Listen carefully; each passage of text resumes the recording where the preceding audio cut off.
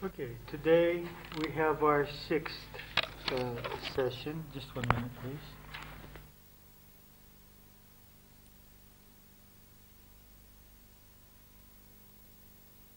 Our sixth session of the philosophy seminar.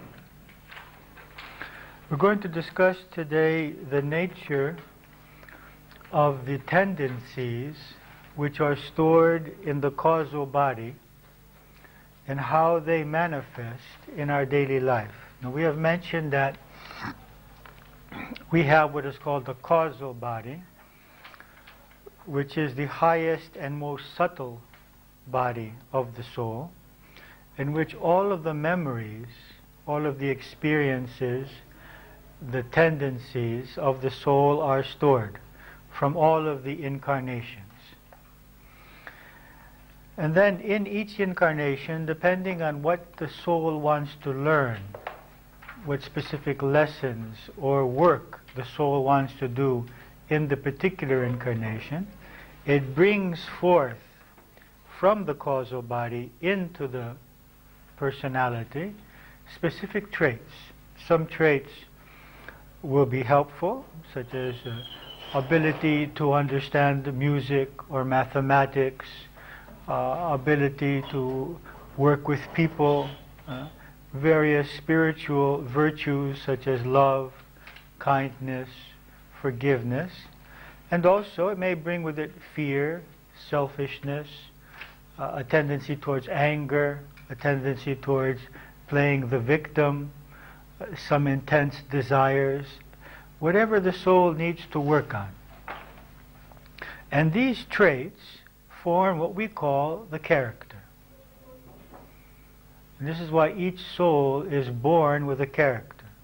Even though the childhood years play an important role in our character, we are born also with certain traits. The soul is born with certain traits already there. Now these traits can be grouped into 4 groupings. One group of traits is those that are dormant. That is, they are not active in this lifetime, or they are not active at this time in our life. They may have been overcome. For example, there may have been a time in which we had very strong desires for some things, and then naturally, through the growth process, they became less important to us. So they have become dormant. For example, we have gone through an evolution of what we need to be happy. When we were children, we wanted toys to play with. And if someone ever told us that this toy will not be important to you someday, we would think that they are crazy. I mean, this toy is everything to me. This doll or this little car or this little machine that I have. Gradually, it wasn't important. Then a bicycle became very important. And then gradually it wasn't so important. And then a motorcycle, and then a car, and then a spouse, and then a job, and then money. And then gradually, one after the other, these desires, even though we fulfilled them, we found that it's not interesting to us anymore, and we moved on to something else. Also, for example, the latent spirituality which exists in many people, but is not able to express itself because the environment doesn't allow it. I mean, everyone is spiritual, everyone is spirit, so everyone is spiritual. But in this society in which people are programmed completely differently, that quality of spirituality, that quality of love, that quality of unity will be dormant in most people in society, because the society, the environment, doesn't support it. Or, for example, the femininity in a male. That femininity is there, but the environment doesn't support a male in being affectionate, in being sensitive. So the qualities are in the soul, because every male has also had female incarnations, just as every female has had male incarnations, and this is how we can explain the anima and the animus of Jung, that the anima is the sum of all my female experiences, and the animus is the sum of all of the male experiences, and both exist in the subconscious. But in a particular incarnation, depending on the particular gender that I have chosen in the society in which I live, these may or may not be able to be expressed. So what we have, first of all, are the dormant qualities, those qualities which are within our soul, but which we are not experiencing in our personality at this time. The second category is the weak tendencies, the tendencies which you wouldn't characterize this person as an angry person, but once every 3 or 4 years he can get angry. Okay? You wouldn't characterize this person as a sensitive person, but there are times in which he's sensitive. So there are qualities which we experience infrequently. They are weak, but there are times when in this particular environment or the particular stimulus, these qualities come to the surface. So we have the attenuated or the weak tendencies. Now, what affects whether these tendencies will come to the surface or not? One aspect is the environment. Another aspect are the specific stimuli which we receive from people, and from life. And another aspect is our energy level. So depending on our energy level, usually when our energy is high, our more positive traits are energized and stimulated. Whereas when our energy is low, usually our negative traits come to the surface. There are fears, we're trying to protect our energy, our anger, our jealousy, our worrying. So worrying is a trait, fear is a trait, anger is a trait, jealousy is a trait, just as artistic ability is a trait, just as love is a trait and peace is a trait. These are all aspects of the personality. So the second category are those qualities which come up infrequently. They are in us, but they need to be stimulated in some way. A third category is the alternating opposite tendencies. That we have people, for example, a person may have a tendency towards celibacy, to become a monk, and on the other hand, have very strong sexual desires. So he may be alternating and experiencing not wanting to engage in sexual activity and then wanting very much.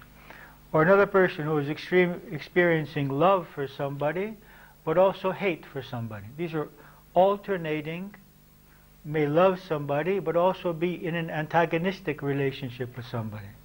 So being antagonistic is also a trait, or being competitive. So they're alternating. At one minute this person is so loving, the next moment they're in an antagonistic situation.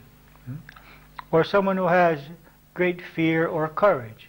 And of course the epitome of the alternating tendency is the manic depressive, in which it can go for months or years an extreme high, believing that he's Superman, and then go into a deep depression in which he feels that he has no power whatsoever. So this will be alternating tendencies. It is at one point feeling super high, and the other point feeling super low. So we all have also alternating opposite tendencies. Some people alternate into greater extremes and more frequently. Other people are more steady and have less alternation in their tendencies and their traits. And the fourth quality are the fully expanded, the fully operative traits or qualities, those which characterize our character, our personality. It's a person, if someone would describe us, they would describe us as a person who is loving, or who is angry, or is competitive, or is focused on money, or focused on politics, or focused on religion, or focused on sports, or focused on his body, or focused on his emotions, or on his mind. These are those traits which are fully expanded in our personality and which in many ways define our personality. You have a paper there, a questionnaire, for next week to analyze your tendencies. Okay? So I'd like you to observe your various traits and emotional states, interests, thoughts, and try to categorize them. Try to, of course, you won't be observing only what happened this week, but observe yourself in terms of your past also. So let's see what this questionnaire says. Observe your various tendencies and character traits this week. In addition, review your various traits and behaviors throughout the years until this moment. Separate, if you can, these tendencies into the following 3 categories. Look at both what you consider to be your positive and your negative traits. The first category are weak tendencies which appear infrequently or only under certain conditions. Secondly, alternating opposite tendencies. And thirdly, tendencies which are more obvious and define your character in this life. And then you have space for some comments down below. So observe this. It's interesting to observe. We are none of these. We are none of these traits. We are the observer of these traits. These traits are various qualities which are stored in our causal body, which are brought into our subconscious and then manifested through our conscious mind in this world. But we are the observer of this. These do not define us. They do not define our true being or our self-worth.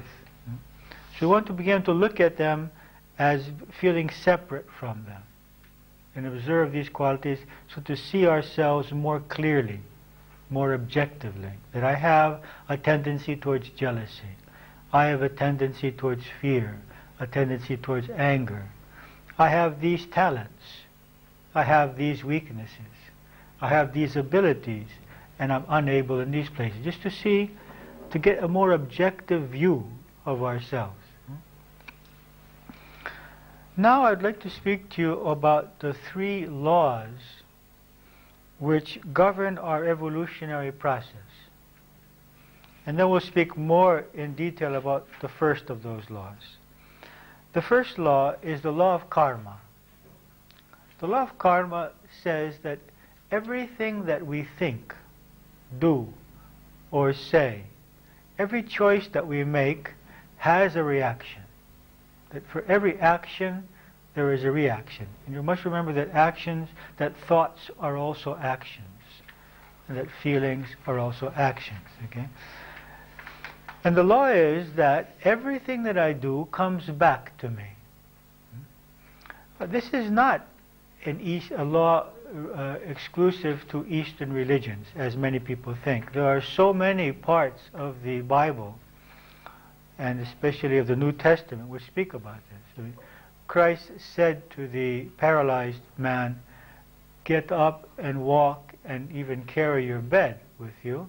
Your sins are forgiven." He did not say, "Get up and walk, I heal you."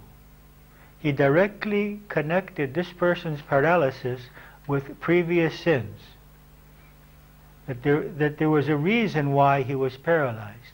It was an effect of a result. It was a result of an effect.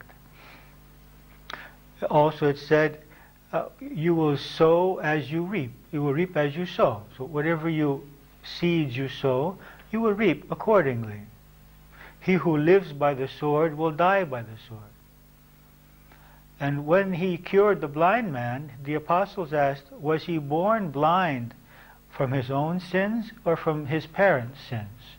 Of course, the answer was neither. He was born to show the glory of God, because through this healing, people would believe. But the very question shows that they believe that it's impossible for someone to be blind or to be paralyzed, or to go through anything if they have not created it, but there was also the possibility that the parents may have created it. This is something I don't accept, but it was a belief at that time, that a child could experience things because of the mistakes of the parents, which doesn't seem to me very just. Okay, so the first law is the law of karma. And so in life I grow by receiving the result of my actions, and the feelings that I experience by receiving the results, by whatever I do coming back to me, causes me to go deeper, causes me to think, causes me to correct my behavior and my way of thinking so that I proceed. So I think it's a great mistake to see karma as a law of punishment. Punishment actually has no place in the universe, because the universe exists for evolution. Simply to experience punishment doesn't make me evolve.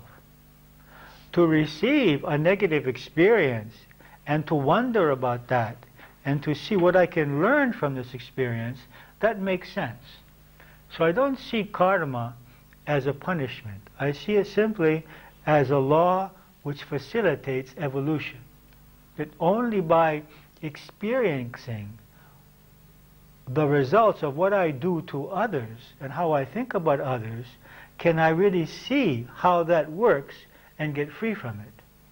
So I don't see it as a punishment. I see it as an opportunity that karma, the law of karma, brings to us the specific events which we need to go through in order to learn certain lessons. The second law is the law of dharma. Now, dharma we have discussed at some point in the meditation seminar when we were discussing right action. When I'm functioning under the law of karma, I want to do what is right so that I don't create the karma of suffering. Actually, the motive is a bit selfish. I mean, not to do bad things so I'm not punished either by God or that I don't receive a karma is a bit selfish. It's better to not do bad things. That's good, but the fact is that I'm doing it so that only because I will be punished otherwise.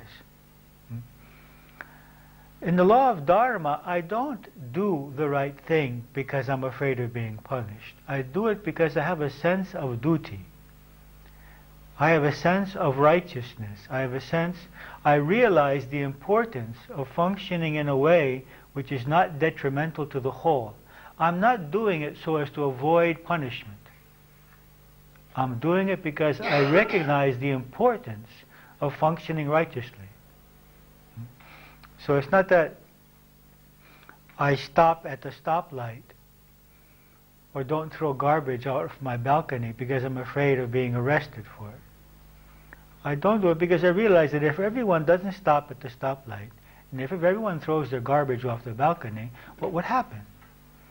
Okay, so I'm identifying more with the whole. So I'm functioning out of a sense of correctness. I want to be correct. Now this correctness sometimes can be without love. Sometimes people get locked into the idea of dharma, and they become so obsessed about what is right that they lose also understanding and love. And also they could tend to suppress themselves. And that is, I must do the right thing, and in suppressing themselves, they become angry with those who do not suppress themselves. So you can tell that anyone who is being correct and is getting angry with those who are not being correct is making some effort to be correct. Otherwise he wouldn't be getting so angry. He's feeling cheated. He's feeling injustice. That here I am suppressing myself, always being on time, always doing what I say, always being okay, and you're not doing this, and this is an injustice to me because I am really making an effort here. I'm suppressing needs, I'm pushing myself beyond limits. Whereas there is an effort. It's much better than functioning out of the law of karma and simply just not doing whatever would have some consequences. I mean, it's a higher level of functioning. But it could lack love, because I can do it out of a sense of duty, but maybe I'm not loving it. I'm doing it out of a sense of righteousness. And the third law is the law of love, in which I am correct, I harm no one, not because I'm afraid of being punished, and not because it's the right thing to do and I want to be right, but because I am totally identified with the other person. that it's impossible, it becomes impossible for me to do something to the other or to society which I would not like the others to do to me. I feel unity, I feel love. And that love precludes the possibility. It's just not possible for me to harm. Whereas in the law of karma, I don't want to be harmed so that I'm not harmed back. In the law of dharma, I don't want to harm because this is the way I should be. In the law of love, it's impossible to think about. It's my nature not to harm. So there's no effort involved. Now, most of us, however, are not yet so connected with the dharma or the love. And so we're functioning in the law of karma. And we are experiencing today the results of all of our previous actions, thoughts, and words. And our reality is a mixture of positive and negative. Or, I don't like the words positive and negative because they're really not positive. I would say pleasant and unpleasant, because people talk about bad karma. In reality, there's no such thing as bad karma. All karma is good. There is unpleasant karma. What people call bad karma is what is unpleasant. And what is unpleasant is often the best that we can have for our growth process. Not that we should seek the unpleasant. No, we should seek the pleasant, that's fine. But when the unpleasant comes, we should not call it bad karma. It's good karma. It's exactly what I need to provoke my growth process. So we should get rid of the ideas of good and bad karma or positive and negative. So we all have a mixture now. Everyone here has a mixture. We have very happy, pleasant things in our lives. We are lucky in some areas of our lives. Where we say we are lucky, it's not lucky, there's no luck, is the direct result of all of our choices of the past and the things we have developed, the qualities we have developed. And then where we say we are unlucky is simply the result of other choices we made in the past. So we have a combination. Every person I meet has a combination of karma in his life. Now, since the present is the result of the past, that means that the future is the result of the past plus the present, because the present is the past of the future. Which means that I have the possibility of changing the future. My possibility of changing the future is my choice in the present. But only if I can make conscious choices. Because if my choices are programmed choices, programmed by all of my programmings from my childhood years, and I'm not able to get out of that programming and that robot-like functioning, really I have no free will. We'll speak about free will next week, but free will means to have will and to have the freedom of choice. If I am so programmed emotionally to react with this in this way, with that stimulus, then I can't talk about free will. I have no free will. I am a robot. And if someone says these 5 words to me, I have no other possibility of reacting. I'm so limited by my programming, I will react in a very determined way. And in this way, my future is determined, because my reactions are determined. So free will is something which we develop by being conscious of our programming and being able to choose it or not choosing it, depending on the specific situation. So, the law of karma is a force which is pushing us in an evolutionary direction. Imagine that you're on a stream, and the stream is moving from the illusion of separateness and fear and ego-centeredness to the truth of oneness, to love, and to selflessness. And as we're moving along this river, we decide we don't like where it's going. We're afraid. Becoming selfless is a very fearful experience. Trusting is a very fearful experience. Can I trust? Getting very close to other people is an experience which brings much fear. So it's very natural that I would resist the flow of this river, or that I would try to catch on to some rocks or some sticks so that I am not taken from where I am, because everyone feels safe with what is known to them, and no one likes change. So rather than experience change, we try to control reality, to control people, and to control all the situations around us, because we don't have enough faith in this flow. We don't have a faith that there is a guiding force behind the events of our lives, which are leading us and our loved ones towards a very specific result, which is our evolutionary process. Because we don't have faith in that, we try to control situations and we resist change. Whenever we resist change, then this river pushes, because the river, our destiny is to move down this river, so it's exerting a pressure on us.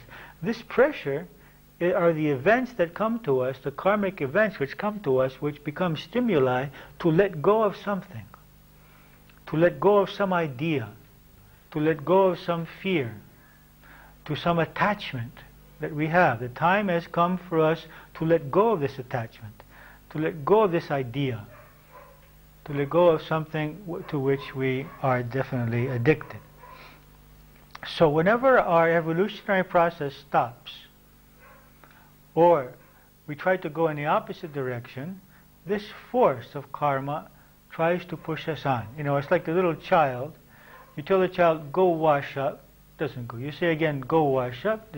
After about 10 times, you just take the child and you put him in the shower and he starts crying. So, you know, life gives us messages. Your body is giving you a message. I'll take a pill. I don't look to see what the cause of the problem is. I'll take a painkiller. The body is paining because I'm thinking in some way, I'm eating in some way, I'm behaving in some way, so as to create an imbalance in my body. But who wants to do exercises? Who wants to eat properly? Who wants to do relaxation every day? I'll take a pain pill. I ignore the message from the body. The cause remains. I keep thinking in the same way. I have the same emotions. I'm eating in the same way. I'm behaving in the same way. This one comes out somewhere else. So I take another pill. And then the pills create problems, so I take pills for the pills. And all this time, I'm ignoring the cause. The cause is in the way I think, the way I eat, and the way I'm living my life. So the law of karma brings to us these experiences, which the purpose of which is to help us move on, make positive changes in our lives, and we'll discuss this next week, what those changes might be. But we have the free will to listen or not. And this is man's greatest gift and man's greatest curse, is free will. Because before that, in the animal state, there was no possibility of free will. There was no possibility of getting out of our nature. I mean, no animal would think of behaving like another animal. No plant would try to change its appearance. Because I don't like looking like a corn. I think I want to look like a rose, you know. I mean, nothing in nature tries to change its nature. It's bound to its nature. Only man has choice.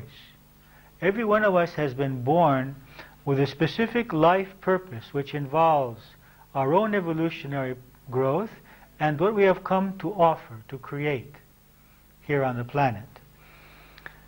But most of us don't spend any time on that. I mean, if you ask yourself, how many hours a day do I give to my self-betterment, to my contact with my soul, and how many hours a day do I give towards bettering society, I think that we'll find it's a small portion of our lives.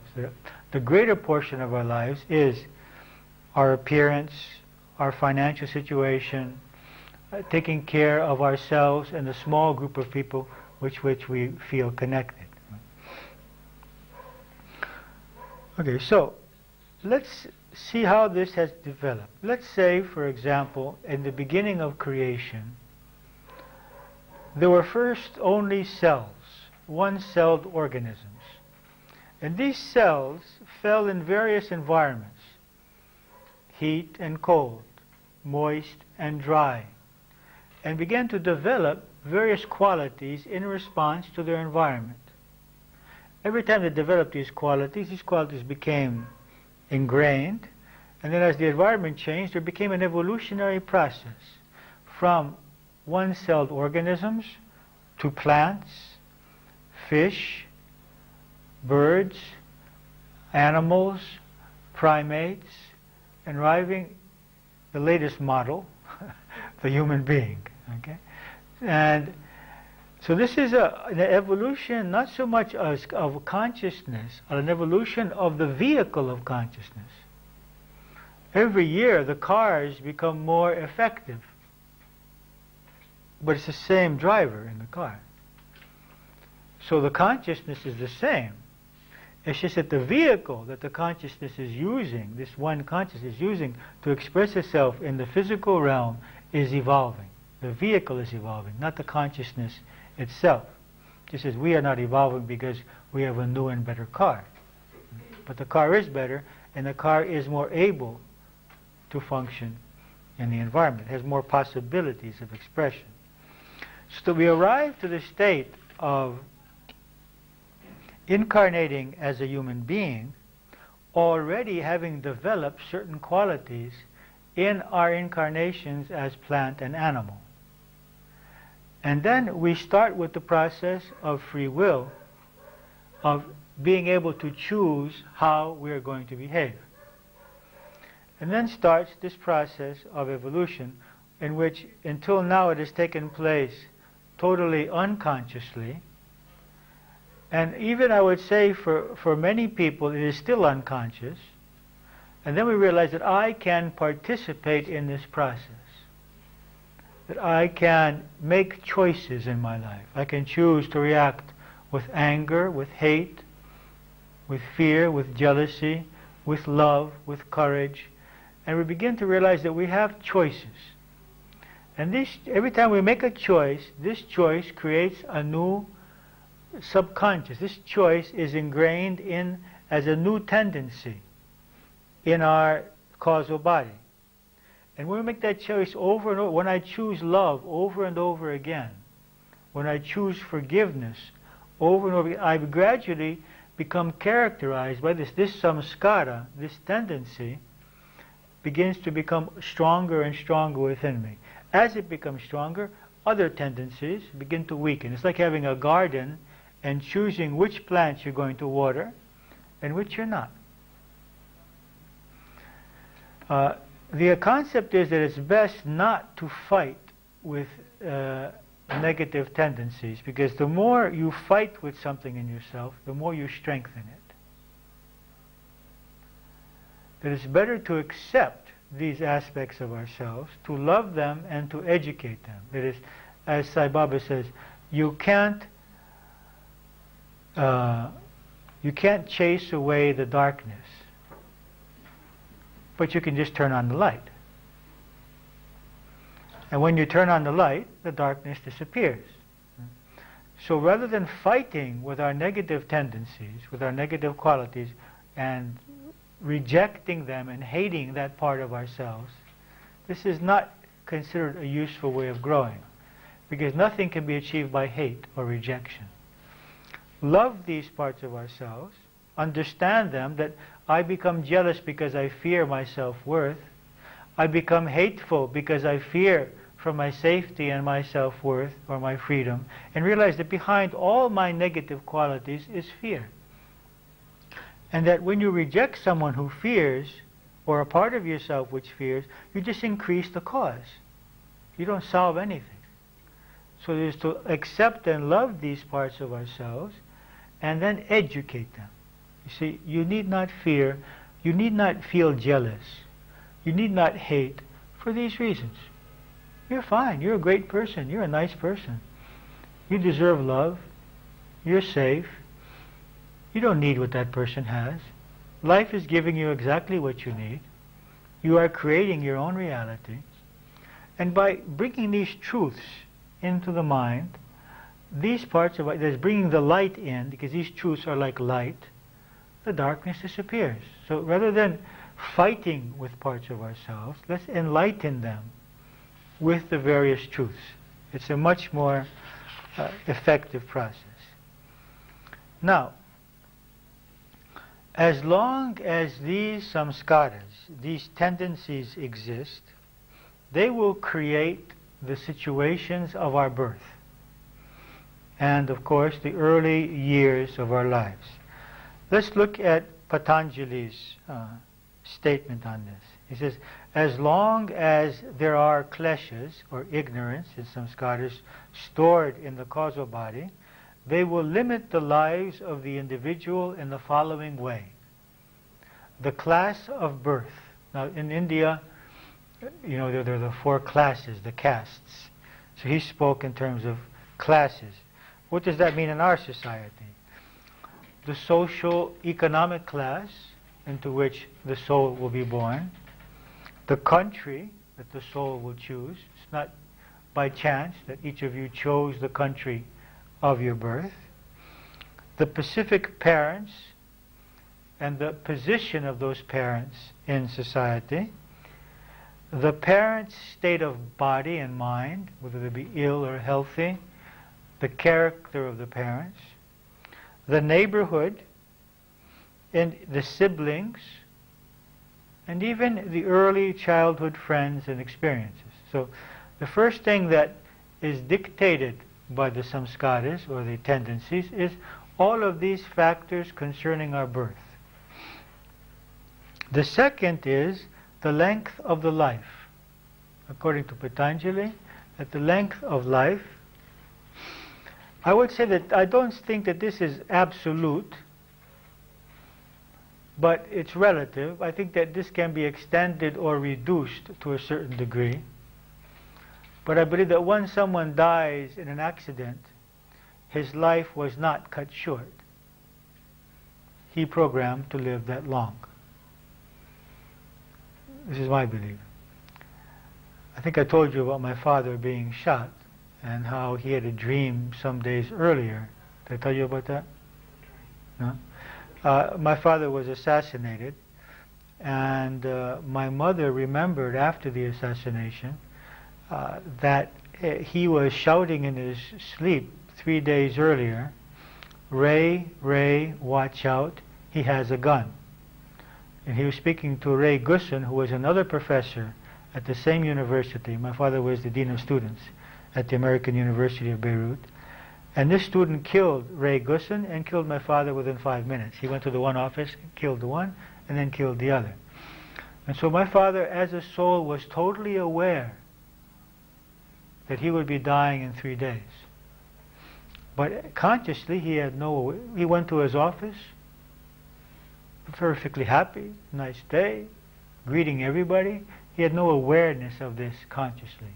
But his subconscious, which is more connected with the soul, was totally aware that in 3 days he would be leaving his physical body. And I don't believe that this student who shot him was the cause of his death. He was just the instrument of his death, the means of his death. I believe the cause was my father's karma, my father's choice to leave in that way and at that time. So the length of life, I don't say that this could not be changed. I think there are things that we could do to change this. Not that it's really important. I mean, everyone wants to know how they can live longer. I really can't understand why. I mean, it's perfectly clear that life outside of the physical body is much more pleasant than life inside the physical body. But this is what we know. We know this physical body. And since we haven't experienced the state of being outside of the physical body, although some people have experienced it, and just about all who have experienced it have not wanted to return. I mean, you can read the books by Raymond Moody, a number of books now of near-death experiences, and I will show you a video on this by the BBC when we talk about immortality. No one wants to return. It's much nicer out of the body than it is in. But because this is what we know, and we're programmed by society, our main question is, how can I live longer? I would say, how can I grow more? How can I serve more? How can I make a greater use of my life? This, I think, is a much more important question then how can I live longer? I could live 300 years and do nothing with my life. Christ did everything he had to do in 33 years. And his power exists 2,000 years later. Vivekananda lived only 33 years. And his books and his teachings are very strong today. So it's not how many years I live, it's what I do with those years, which is much more important. So the first factor which is controlled by karma is the class of birth, the factors of birth. And the second is the length of life. And the third are the major pleasant and unpleasant experiences of life. Now we mentioned that the present is the result of the past, and so the future is the result of the present and the past, so we can change these things to some degree. But there is a certain momentum. We bring with us a certain momentum towards certain events, which would be difficult to change. And we have chosen, for example, to lose a loved one at some time. We have chosen, for example, to go through an economic crisis at some time, or to go through an illness ourselves. It doesn't mean that all of our illnesses or economic situations are the result of choices we made before we were born. We can also create a lot of problems for ourselves now by the way we function in life. You don't have to see everything as a karma. It could very much be the result of the way I have lived the last 5 years. I mean, it takes time to create an illness. I don't create it by eating wrongly once or by not exercising one day. I mean, fortunately the body has some strength, but if I keep ignoring the needs of the body and suddenly after 20 years of neglecting the body I become ill, that may not be a karma from a previous life, something that I've chosen. It may very well be something that I created now with the way that I'm living and thinking. And a divorce may not be something I chose from a previous life. It could be the function of the fact that I am refusing to see certain parts of myself which are leading to that divorce. So we can't leave everything to previous lives and to karma. We can leave it to karma because karma does not mean what happens in previous lives. It means what happens in the past. And 3 minutes ago is the past. So everything I do, even to 1 second ago, is the past which is creating the present moment. So there are also, however, two other factors which are, so the karma is a basic factor in the creation of our reality.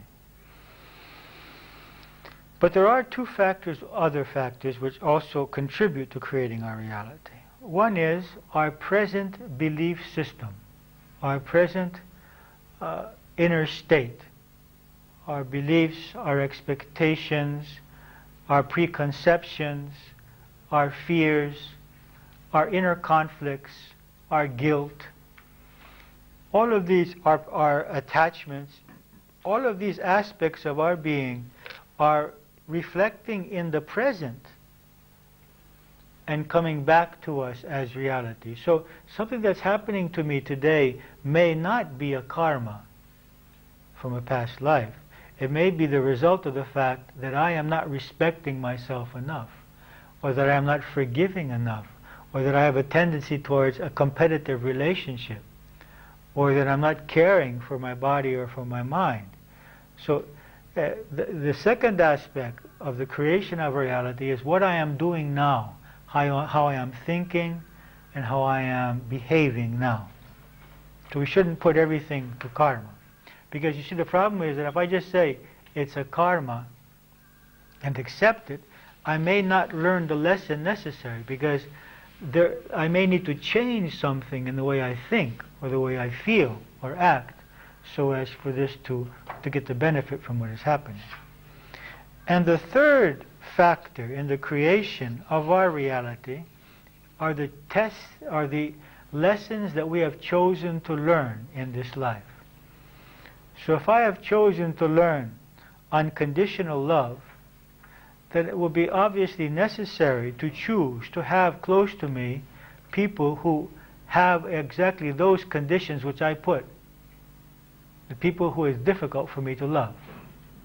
If I have chosen to learn self-acceptance, then it's very natural that I would have chosen people to reject me. People from whom I can't get recognition or acceptance. Only then can I develop self-confidence and self-acceptance. If I have chosen to develop inner strength, then it would be obvious that I would have chosen in this life not to be able to find someone to depend on. Because only by not having someone to depend on can I learn to depend on myself. Otherwise, I'll choose the easy road, depend on the other. So these three factors, that is, our karma, what we are emitting now, our emotions, feelings, thoughts now, and the lessons we have chose are what create our daily reality.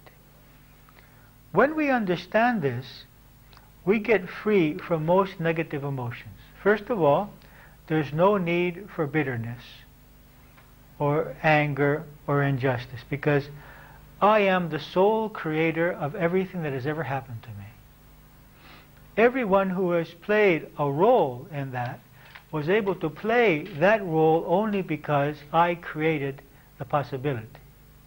By my previous actions, by my present way of thinking, and by the lessons I chose to learn. So everyone else is just an actor in my life. And I have given them their script to play. If I don't like the script that they're playing, then I can change it by changing how I think.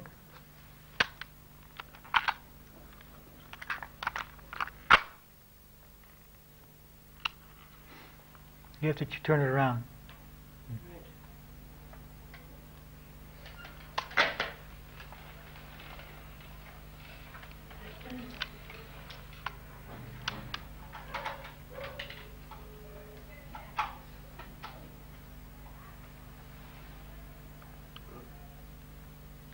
It's on the right-hand side there. You press the red button. Red button? Yeah. Hmm.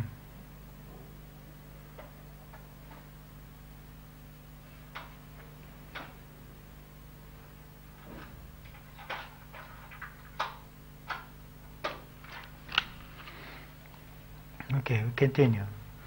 So, believing that I am the sole creator of my reality through my past, my present, and my chosen lessons frees me from all bitterness, all anger, all hurt, all injustice. It also frees me from jealousy, because I realize that at every moment I have exactly what I need to have for my spiritual process. And if it was more useful for me to have something else, then I would have it. That shouldn't lead me to an apathy of not trying to create what I want. I have every right, if I don't like what I have, to be more dynamic in creating it. Well, don't be jealous of someone else that has it. If you want to create it, create it. Make every effort to create it. It frees us from fear of the future, because the future can only bring what I create. And it can only bring that which will be the most beneficial stimulus for my growth process. It may be pleasant, it may be unpleasant. I may suffer. But even if I suffer, I will overcome the suffering and I will continue. I mean, how many times have we all suffered in our lives? How many times have we all felt fear in our lives? And here we are. I mean, I have no doubt that I will suffer again. I have no doubt that I will fear again. But that's just a game of my mind. I mean, the reality is that all of the times I have feared, all the times I have suffered, nothing has happened to me. I'm fine. Sometimes we think we're made up of glass, a very fragile, so we should write fragile on it. I remember that I had an incredible fear of violence. And I went through about 2 years of my life in which I was the continuous recipient of violence. It started out one day when I was at the university of being jumped by a gang who beat us up. There were 3 people beating on me at the time. And then a little while later I was walking in Central Park in New York,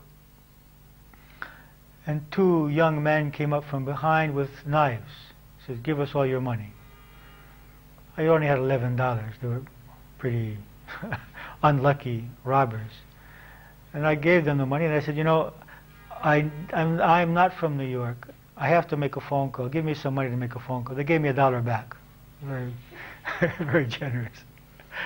I left that place and went and sat on the steps of my friend's building, waiting for him to come back so that I could go upstairs. He was locked. And as we were sitting there, these four men come out of the building, and suddenly behind me I hear car doors opening, and these cops come out, and these cops and these men start shooting at each other over my head. Okay? These bullets going like this over my head. So I run from there. A few months later, I'm in Boston. I'm in my apartment. The doorbell rings. I open the door, and I was in the third day of a silent meditation process. Hadn't eaten for 3 days, and I was doing meditation. I was extremely open and sensitive. And this guy puts a rifle to my head. Another guy comes after him with a pistol. They tie me up. They start to get very angry about why they're not getting anything out of this, because I had no money, nothing for them. They were very unlucky also. They left me tied up with a pillow over my head. A week later, I was walking back to the apartment, and now I started to fear. You know, all of these events, I was starting to fear. I hear somebody walking behind me. So this guy, I look back at this guy walking quickly. I said, "Well, danger here." I start walking more quickly. Finally, he catches up to me, and I turn around like this, and he keeps on walking, and I go, "Oh, okay." And then he turns around with a gun and says, "Give me your money." This time I had only a bag, I had a bag of alfalfa sprouts and 25 cents. This is what he got. So I says, "What is happening here?" In each case, afterwards, I sat down, I sent light to these people, I forgave them, and tried to figure out what my lesson was. Why am I attracting violence? So I finally got the message, maybe I should move from this neighborhood. This was time.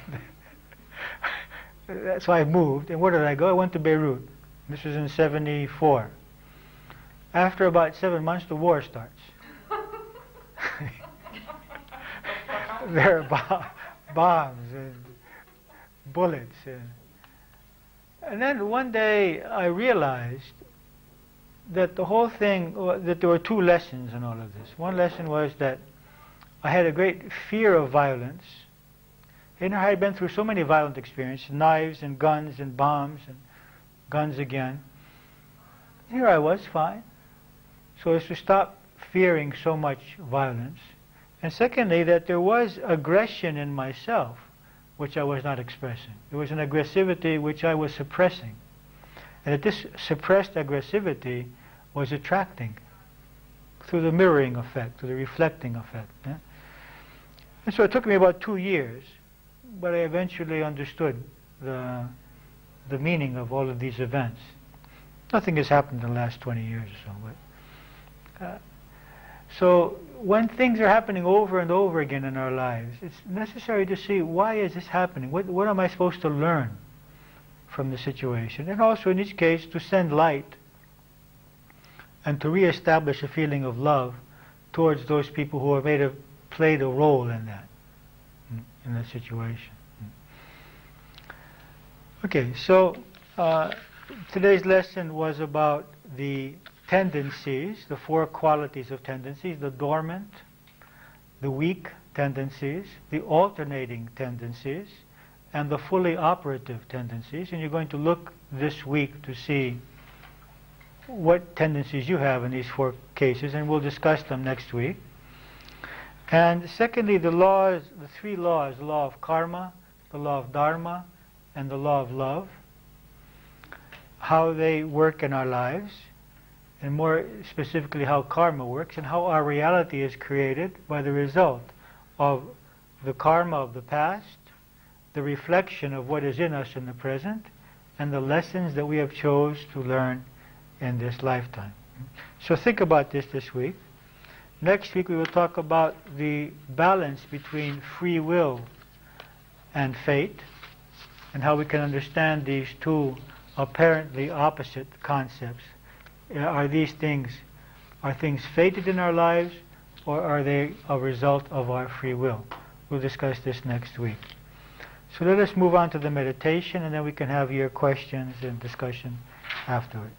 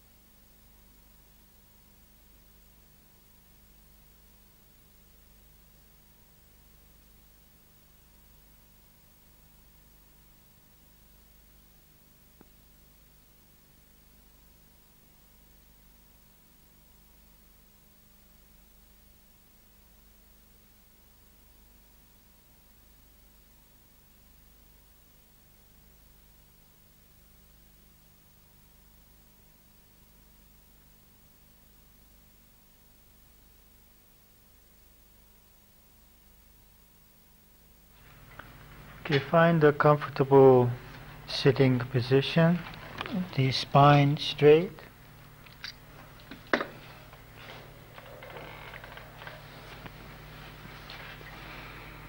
Begin to focus on your breathing.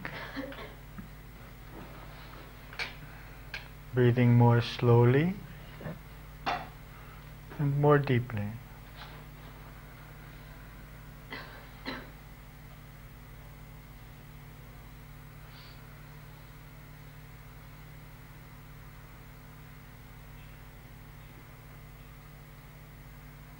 You could begin with the alternate breathing, alternating nostrils.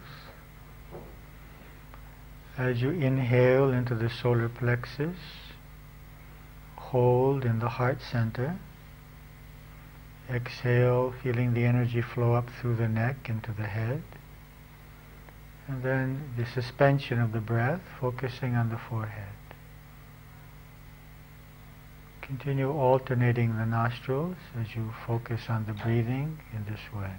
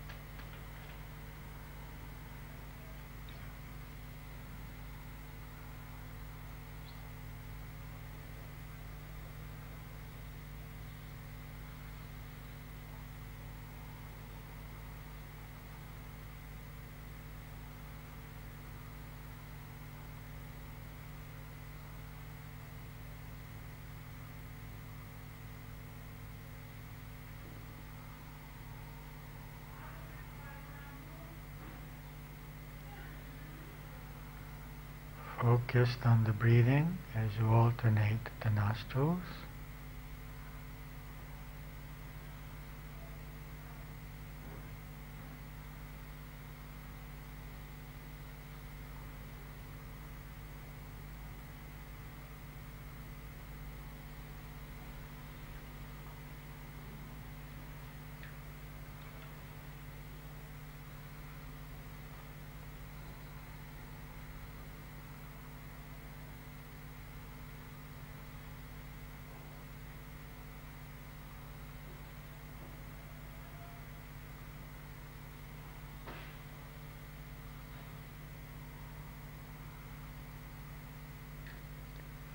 Now you can allow your breathing to continue by itself naturally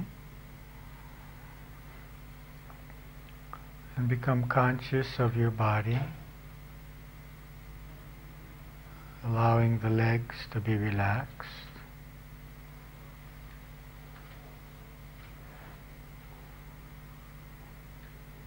Allow the muscles of the abdomen to relax.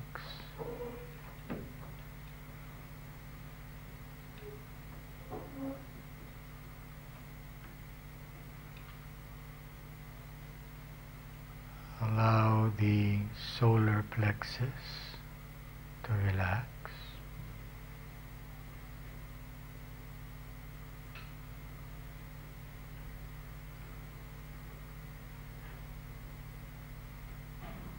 Now feel your shoulders.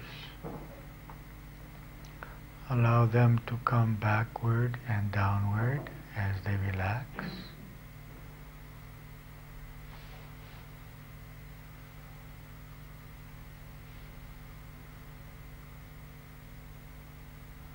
The neck is straight and relaxed.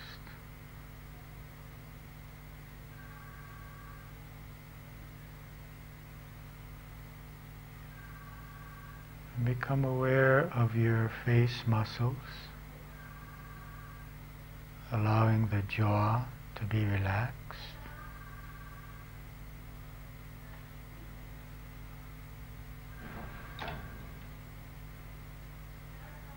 Allowing the cheeks to relax.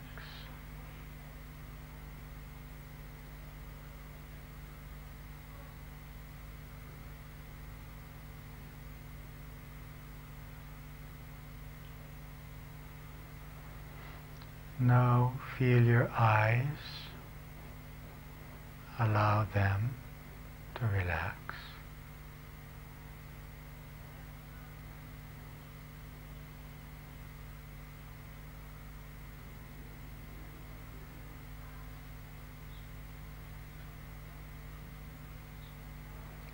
And feel your forehead,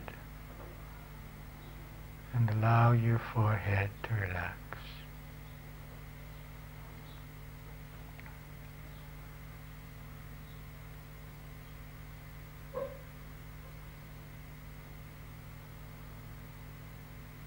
Now, consciously communicate with the Divine in your own way,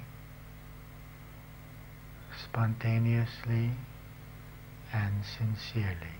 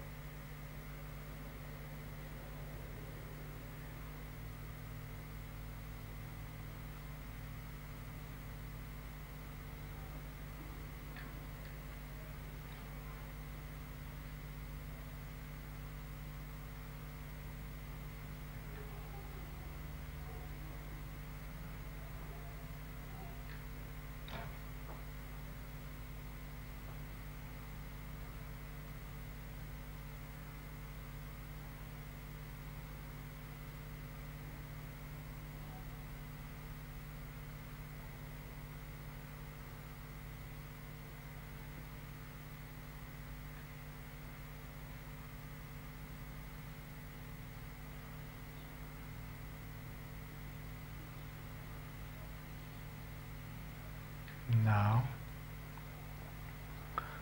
focus on the feeling of light in your forehead.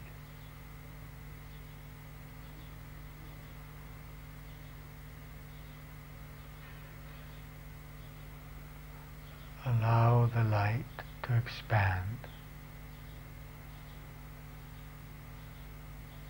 relaxing all of the skull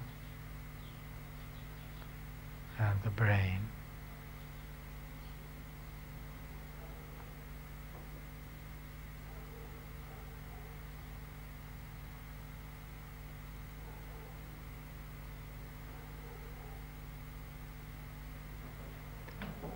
allow the light to flow into your face, relaxing the face more deeply.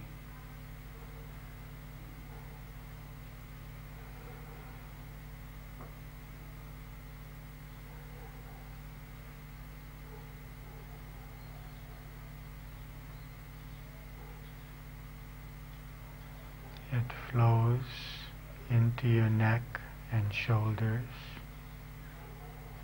relaxing that area.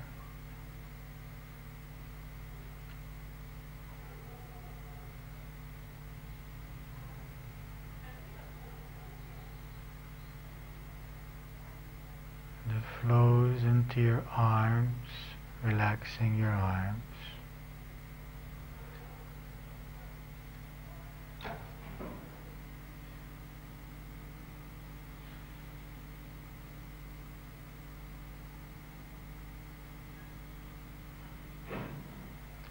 And the light focuses in your chest area as if the sun is shining there, filling your chest with the sensation of light and energy.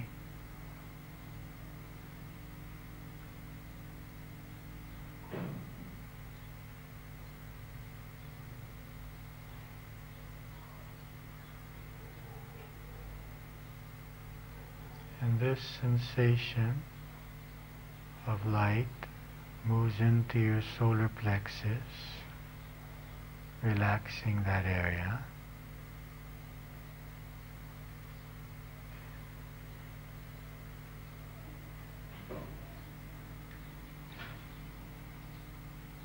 And then into your abdomen.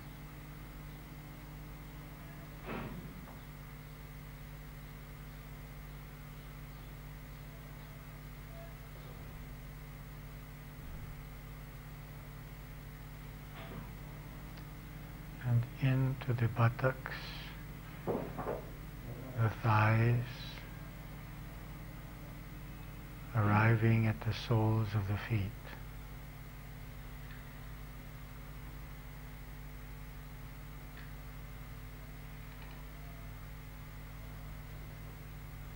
If any parts of the body are still tense or dark, allow them to relax and to receive the vibration of light.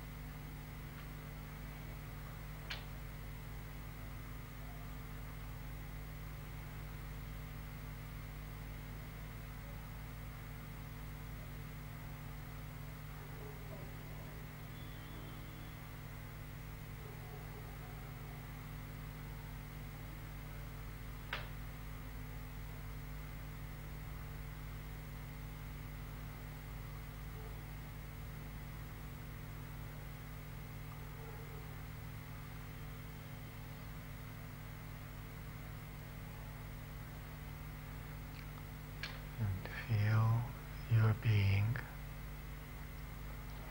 opening to the divine, receiving light and energy.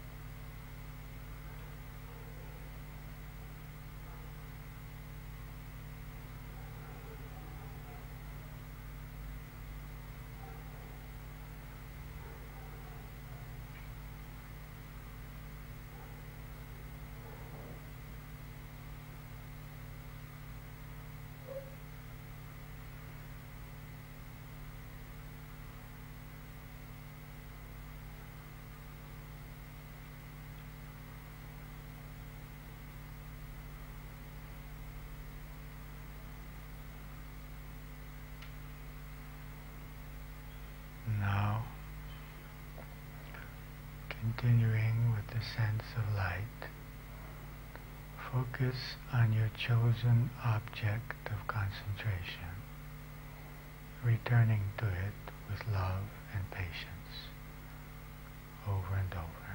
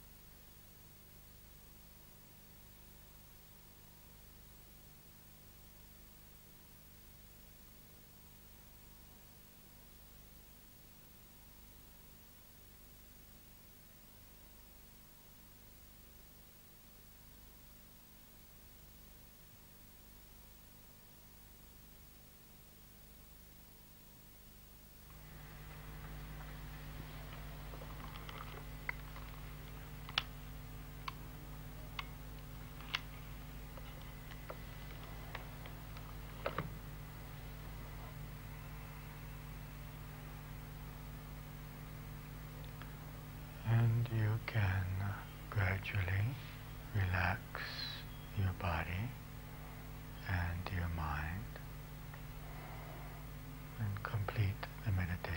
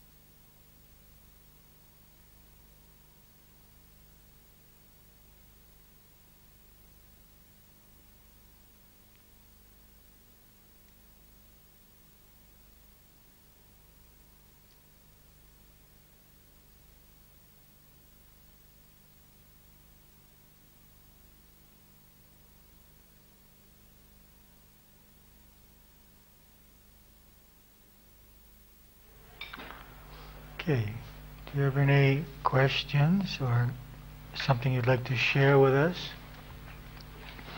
concerning the meditation or today's lesson on the tendencies, the 4 states of the tendencies, and the 3 laws of evolution, karma, dharma, and love? Anything like you to ask or say? Alpida? Alternating is conflicting always or not? Yeah, well, it should be opposite, you know. Yeah. We may not experience it as a conflict, but it should be opposite qualities. Anything?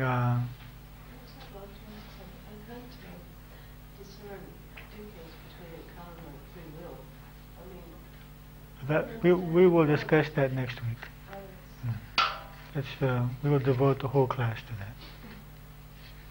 And what you said about choosing when you leave to die, but your father, if he chose a particular death, Yeah, I would say that he chose it as a soul, not as a personality. yes, as a soul, or a baby that chooses to die a few days after it's born. That's a choice too. Yeah. That the soul makes. I believe so. And where is the evolution in that? Usually in such situations the soul doesn't need to take many lessons. It's just a matter of touching the earth level and leaving for some reason. Most of the lessons in this case are for the parents. It creates the possibility of evolution for those around by experiencing the death of their child.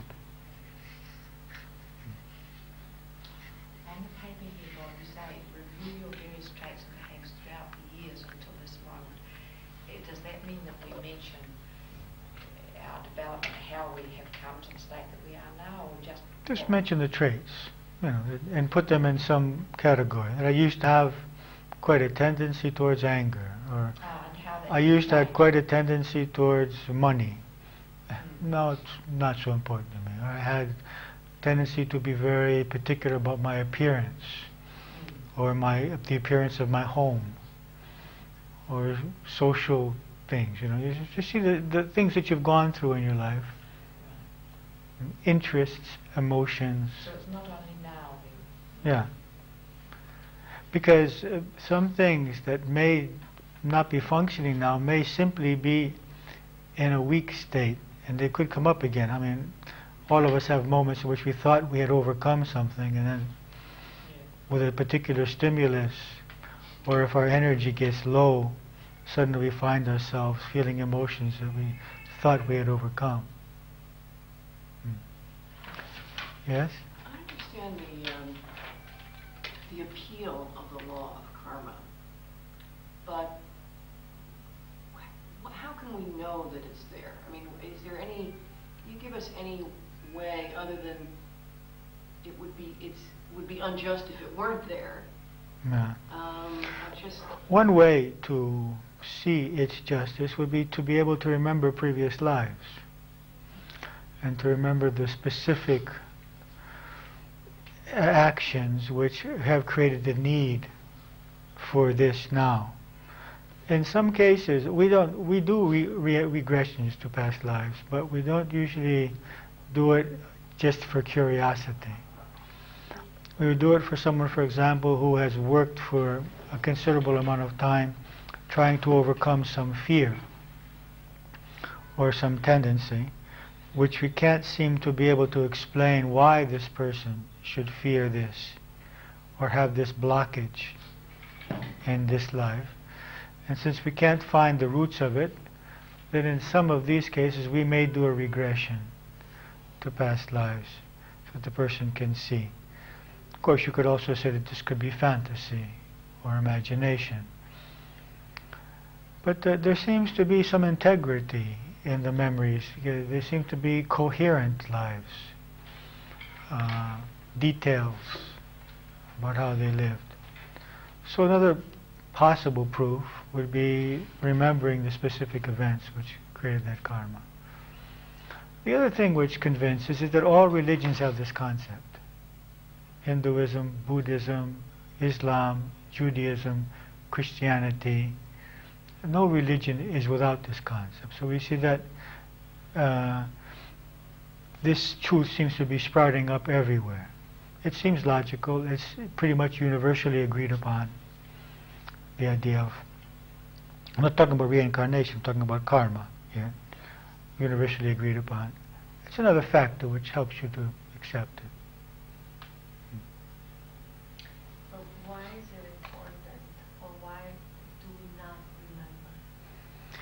I think it's one factor is the fact that the power of the mind is not such. If I asked you to tell me what you did 20 years ago, you can't remember.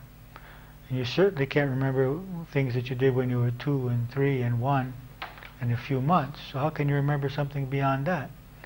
Since your memory is not powerful enough to remember even this lifetime. But you can have some memory or some certainty. Do you remember anything specifically from 1 year of age? It's in there. The memory is there, but you don't have access to it. So with regressions, you can have access to it, to the childhood years and to the previous life. So one reason is simply the power of the mind itself.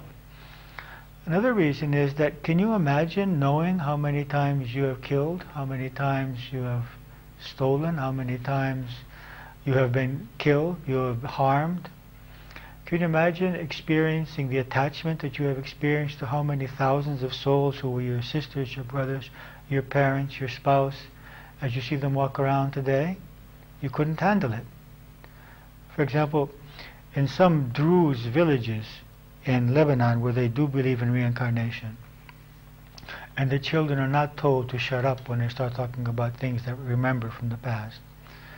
I know people personally who know people 20 and 40 years older than they are who were their children in the previous life, and they told them all the details. I mean, you have a 5-year-old child telling this 30-year-old person, or 40-year-old man or woman, what they did, where they hid things, where some jewelry that they left was in the house, and some of these people can't disengage with themselves. They're attached to these people as being their children, and they're 35 years older than they are.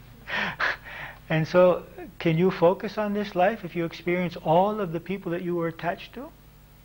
So a second reason is that we don't have the detachment necessary from the specific events. That all the mistakes we have made, all the times we have suffered, and all of the attachments we have had, if all that was existing in our mind now, we'd go crazy.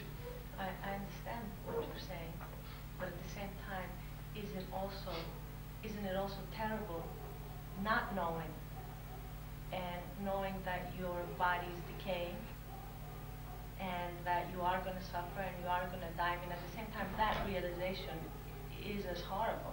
Why is it so horrible? If you accept it, it's not not horrible. knowing or not being certain, let's say not remembering. Not remembering what? What you did to deserve a certain karma, or not remembering that you have lived? Which of the two you're talking about? That you have lived. Ah. That there is. That there is life. That, Yes. that there is lived. Well, this Not is, knowing that as well, yeah. it is as terrible in a way, isn't it? Though. I mean, not. it's a matter of faith. If you can have faith without, this is the meaning of faith. Faith is believing in something you can't prove. Okay, you wouldn't go home and say today, I believe I was at class. I know I was at class. So, things that we can't see yet, things we can't prove yet, this is why we have the word faith. I have faith in certain things because some higher beings have taught them. There are teachings. Because they seem logical. Because I can infer them. But not having experienced them, it's difficult to have 100% faith. See? So faith is a factor here. Having faith that it's true. And even if it's not, if you don't exist after death, you don't lose anything. Because there's no one to experience anything anyway. So, it's not really important actually. Anything else that you would like to say or ask? This decision you make before we're born, I don't know if you're going to talk about this, it's conscious decision. Conscious decision, not conscious to our personality, but conscious to our soul. How is that achieved? Okay, I think there are a few ways this is achieved. First of all, a child going to grade school doesn't have much choices, does he? He has to take some basic lessons. He has to learn the language, he has to learn mathematics. And as the child goes through school, he begins to be given more and more choices. Then he can choose, I want to go into science, I want to go into arts, I want to go into something else, you see. So I think in the beginning, the soul really doesn't have many choices. His karma dictates. He has some very specific lessons he may need to learn. Eventually it seems that the soul has more choices and that there seem to be guides. Just as there are guides when you leave the body, you meet guides who help you to acclimate yourself to this new mental environment. There seem to be guides which also guide you in choosing of the incarnation. Now this is an interesting outcome. When we will be discussing all of this when we discuss immortality, because there are some sources about this. One source is a woman named Helen Wambach who did hypnosis on over 1,000 people and asked them questions about the moments before birth. It's called Life Before Life. And it's a very interesting book if you want to buy it. It's Life Before Life by Helen Wambach. She's a psychologist. And people talk about, she asked them questions about, are you choosing to be born? Have you chosen your gender? Have you chosen your parents? Why are you choosing this incarnation? For what reason? It's very interesting answers, and we will be reading some of them when we move on to that subject. Wambach.